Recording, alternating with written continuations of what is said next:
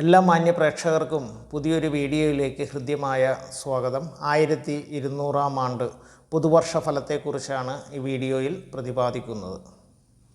ചിത്തിര നക്ഷത്രത്തിൻ്റെ അവസാന 2 പാദം, ചോതി, വിശാഖം നക്ഷത്രത്തിൻ്റെ ആദ്യ 3 പാദം എന്നീ നക്ഷത്രങ്ങൾ ചേർന്ന് വരുന്ന തുലാൻ രാശിക്കാരെ സംബന്ധിച്ചിടത്തോളം സർവേശ്വരകാരകനായിട്ടുള്ള വ്യാഴം വർഷത്തിൻ്റെ പാതി വരെ 8-ലും തുടർന്ന് 9-ലും സഞ്ചരിക്കുന്നു. ശനി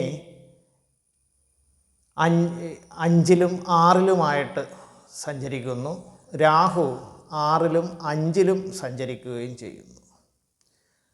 തുലാ രാശിക്കാരെ സംബന്ധിച്ചിടത്തോളം ഗുണദോഷ സമ്മിശ്രമായിട്ടുള്ള ഒരു ഫലമാണ് വരാൻ പോകുന്നത്.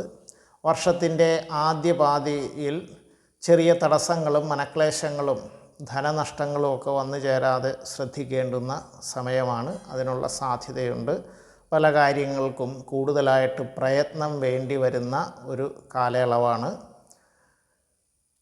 എന്നാൽ വർഷത്തിൻ്റെ 2-ാം പകുതിയോടുകൂടി കാര്യങ്ങളൊക്കെ വളരെ അനുകൂല സ്ഥിതിയിലാവുകയും സമ്പത്തും ഐശ്വര്യവും കീർത്തിയും ഒക്കെ വന്നു ചേരുന്ന ഒരു കാലയളവും ആയിരിക്കും. ഉദ്യോഗാർത്ഥികളെ സംബന്ധിച്ചിടത്തോളം വളരെ ശ്രദ്ധയോടെ മുന്നോട്ട് പോകേണ്ടുന്ന സമയമാണ്. വിവാഹം അന്വേഷിക്കുന്ന ചെറുപ്പക്കാർക്ക് വർഷത്തിൻ്റെ 2-ാം പാതിയോടുകൂടി വിവാഹം നടക്കാൻ സാധ്യതയുള്ള സമയമാണ്. ഉദ്യോഗാർത്ഥികൾക്കും ബിസിനസ് രംഗത്ത് പ്രവർത്തിക്കുന്നവർക്കും ആദ്യ പകുതി കുറച്ച് ക്ലേശങ്ങളുണ്ടാകുമെങ്കിലും 2-ാം പകുതിയിൽ പലവിധ നേട്ടങ്ങളും വന്നു ചേരുന്ന സമയമാണ്.